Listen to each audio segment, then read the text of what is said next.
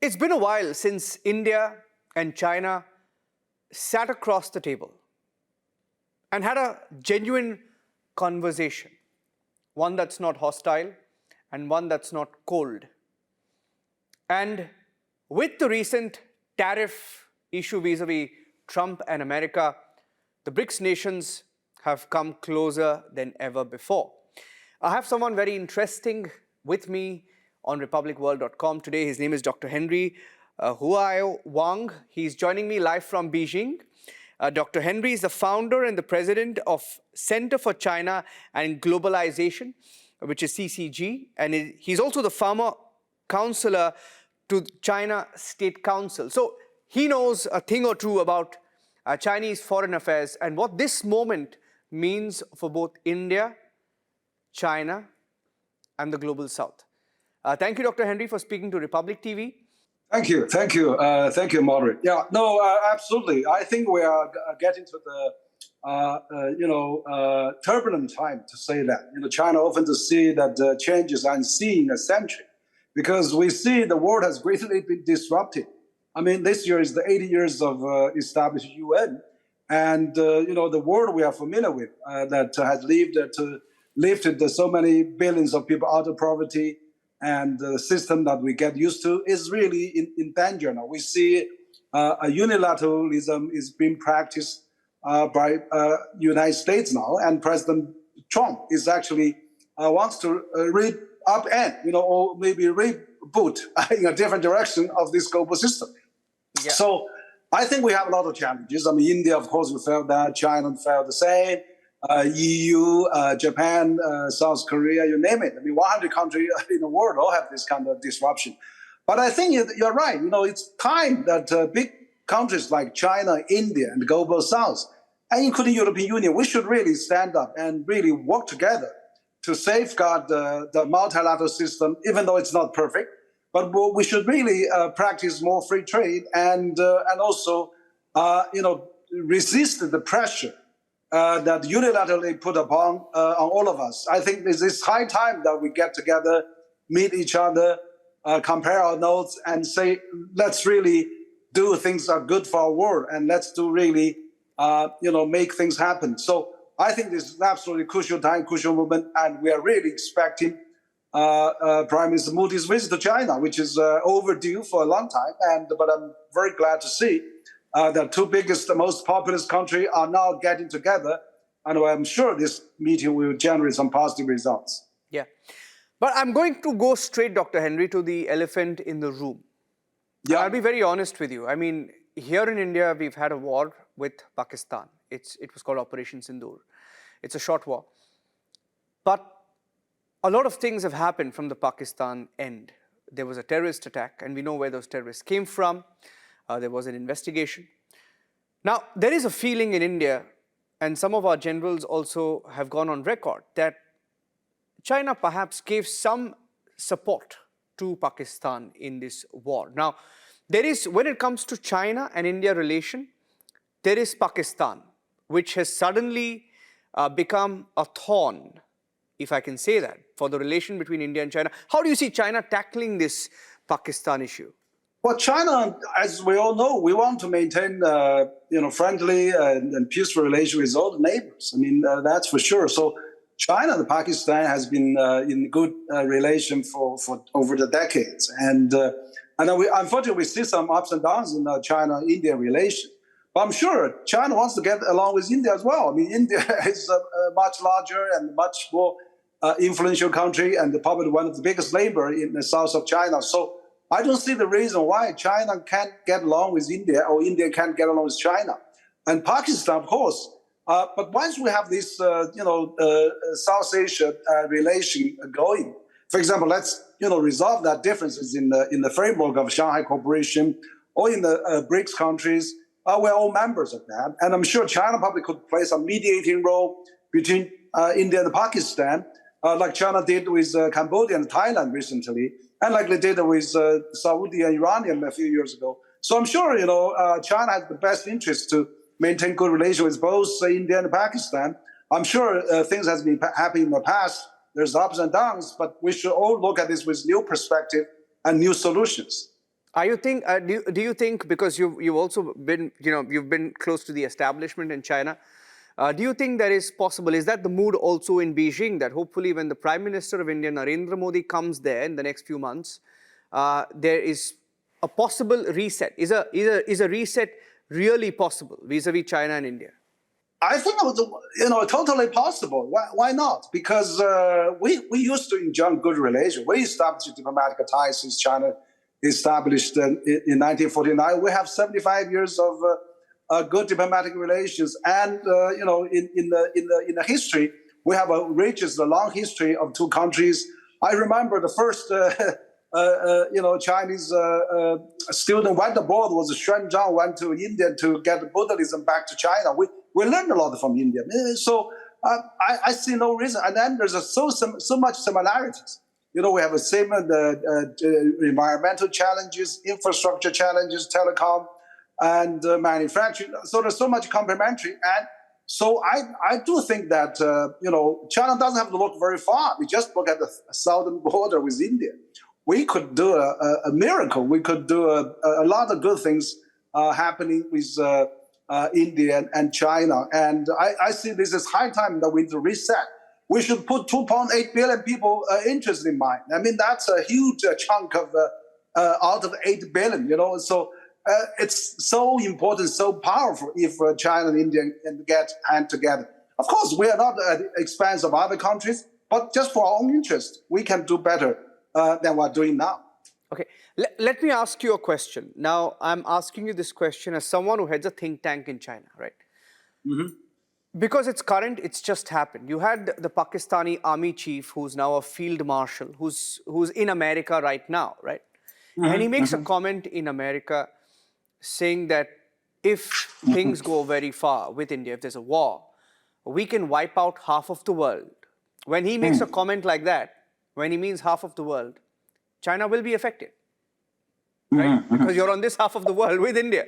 So how does China look at a comment like that from a very, very senior field marshal, to say the least? Oh, I haven't heard that myself, but just from you.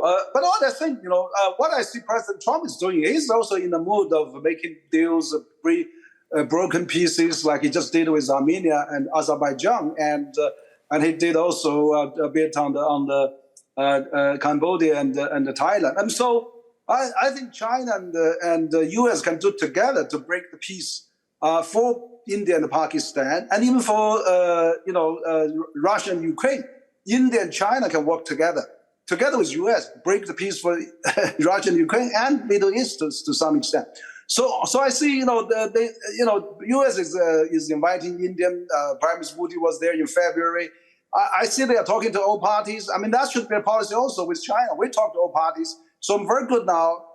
For the first time in the last 6 years, Prime Minister Modi has personally come to China for the Shanghai Cooperation Summit, also a state visit. So we are really looking forward to that. I think there's much room to talk about, and we can really work things out with much better understanding, dialogue, face-to-face meetings, rather than through outer space. Yeah. Of course, there have been several sticking points over the last decade, I would say. You've had Doklam, the face-off in Doklam. You've had Galwan, the face-off in Galwan, between India and China. There have been skirmishes at the line of actual control. Is it possible that both countries leave all of that behind? And looking ahead, Dr. Henry, what would be the areas of cooperation that you see as possible areas to take the India-China story forward? Absolutely. This is so crucial, actually. We have some, since 1962, for the last 56 years, we haven't got any big event, except for the last few years, we have some trouble at those icy and unlivable, very remote areas. I mean, why should we really all fussy about those unproductive areas? I mean, let's maintain status quo and let's get all the consultations through the current dialogues that we are having there, channels. But I think it's more important that with this challenge of the world, with this nuclear proliferation war going on Europe and in Gaza, and now even probably in our neighborhood. We should all focus on cooperation for maintaining a peace. But more so, I think we should really using our efforts to generate more economic cooperation. China and India has so much in common. We have a lot of things to learn from each other. China can help India in many ways. China has developed best infrastructure in the world.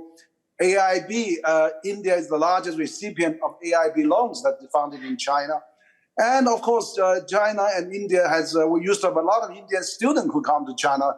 During the COVID, there's over 30,000 Indian students were in China. Now they'll go back. We hope they're coming back again.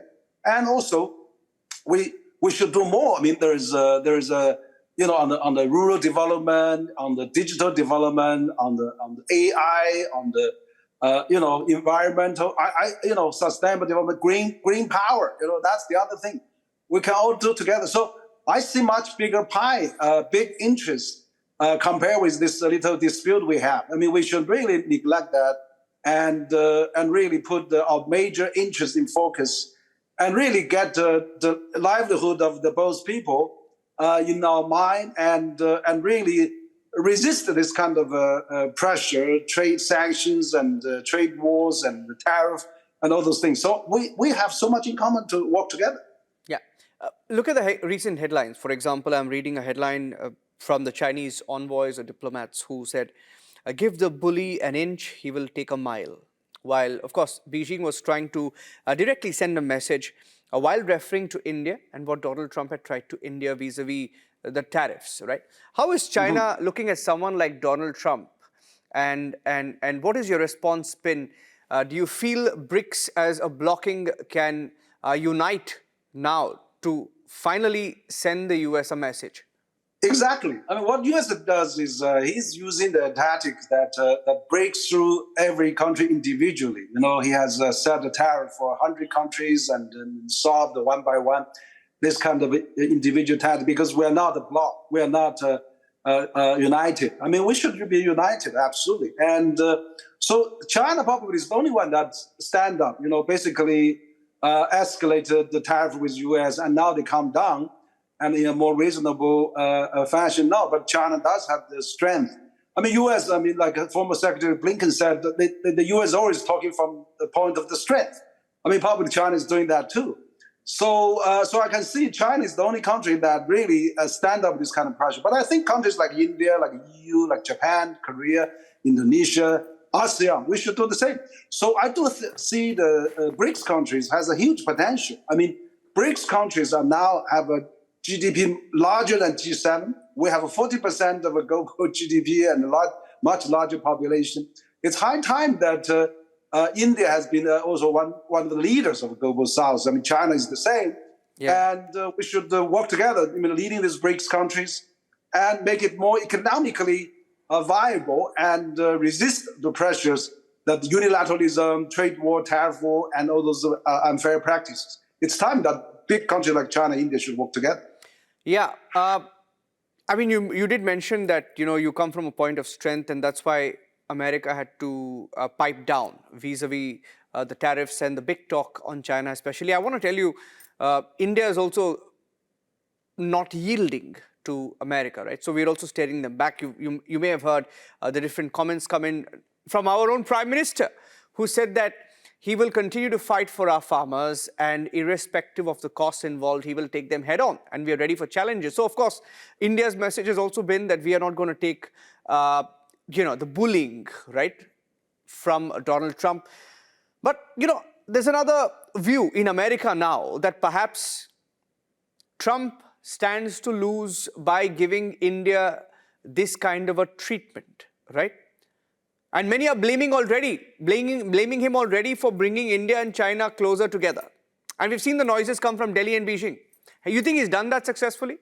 Well, I think he probably, willingly or unwillingly, probably is doing part of that. But I do see India is a very proud nation. You have a very long history. You have a very strong character. India has a lot of talent. Just in the United States, you look at that. In many big companies, business schools, financial institutes, we have professors of Indian origin, many of there. So I think, this is probably counterproductive. That really, pushed India away from US to some extent. But I think it's also good time. It's a timely wake-up call. So for India to think about, that what's the point? Why we have to agonizing with the relation with China or in bad relationship? Why can't we all stick together with a benefit of the global South? And also we are two neighbors so close, and we should really support each other. And of course, I think that why we should be dictated by just one country in the world that has been so much unfair many times. So I do think now it make people think twice now. So I would think that's why we are so paying a lot of attention to the current situation, and also very, very interesting to see Prime Minister Modi coming to China to exchange and compare the feelings and notes and see how we can strengthen our cooperation for the benefit of both people in both countries and for the global South and world. Okay. My final set of few questions for you. So I heard you made a very interesting comment. You said you can maintain status quo and yet take it from here. You can just take it forward from here, right? So what's a good point to start with, would you say, for China and India? Well, I think, absolutely. They already have several rounds of talks before. Military to military, and also civil, MFA to Ministry of Foreign Affairs and things like that. But I think, this time we should really grasp this opportunity of a Prime Minister Modi visit to China. Let's hammer out a joint statement saying that let's look forward. Let's work in many ways. Let's come out 10 areas of cooperation. Environment, infrastructure, finance, people-to-people exchange, tourism. Europe. Let's open the visas. Let's get student exchanges going, and many more. Let's create a good mood and good narrative, and let's really study the history of both countries and how we can join all those common things like Buddhism. It's popular in both countries. So I think let's work out the joint statement. And so it's important that we look beyond that. I see if we can maintain a status quo since 1962 until a few years ago, why can't we maintain another 50 years or 60 years continuously? I mean, there's no reason we should, fight over such silly things, that we don't need to. So I think to create a good atmosphere, a good narrative, improve the better understanding, and let people who wants to say good things speak out. And particularly, I think the head of the state diplomacy with Prime Minister Modi and President Xi is so important. Let's revive the Wuhan spirit. Let's do that, and I'm sure we could at least get back to normal relation. And that's what I hope. Okay, great, Dr. Henry. Thank you for speaking to Republic TV. We look forward to speaking to you again because we feel it's a start. Let's see where this goes, because I think this time both countries are going in with a very honest intention, or at least that's the noise coming in from China. And I see that the Indian side also is very keen to see where this goes from here. And we look forward. We look forward. Me too. Thank you. Okay. I look forward to it. Thank you for speaking to us. Thank you for your time. Thank you, Dr. Henry. Bye-bye. Bye.